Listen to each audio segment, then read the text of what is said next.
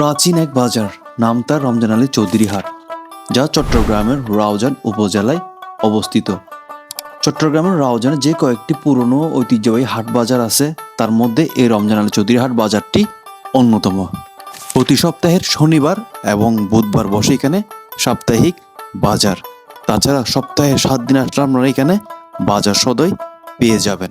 এই বাজারটি বেশ কয়েক ভাগে বিভক্ত হলেও এখানে একটা বিষয় লক্ষণীয় হচ্ছে এখানে যে গরু এবং ছাগলের বাজার আছে ওইটি।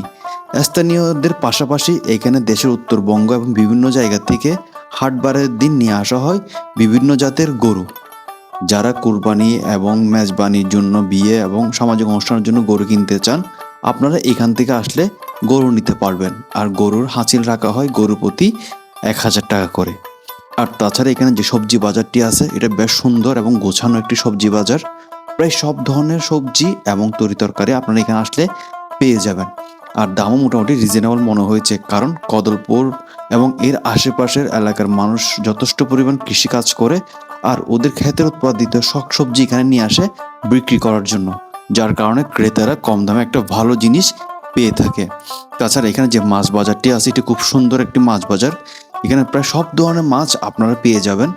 মূলত এখানে আমার কাছে পুকুরের মাছের সংখ্যা একটু বেশি মনে হয়েছে, সামুদ্রিক মাছও আছে, কম না। আর তাছাড়া এখানে মাছ বাজারের পাশে হচ্ছে আপনার মুরগি এবং কবুতরের হাট বসে। এখানে আমরা বিভিন্ন ধরনের দেশি বিদেশি কবুতরের পাশাপাশি পেয়ে যাবেন বিভিন্ন ধরনের মুরগি। তাছাড়া রমজান আলী হাট বাজারের মধ্যে আছে বেশ কিছু গ্রোসারির দোকান, কাপড়ের দোকান, ওষুধের দোকান। তাছাড়া নিত্য প্রয়োজনীয় সব ধরনের জিনিস আপনারা এই রমজান আলী চৌধুরী হাট বাজারে আসলে পেয়ে যাবেন। তো ভিডিওটি কেমন লেগেছে অবশ্যই আমাদেরকে কমেন্ট করে জানাবেন।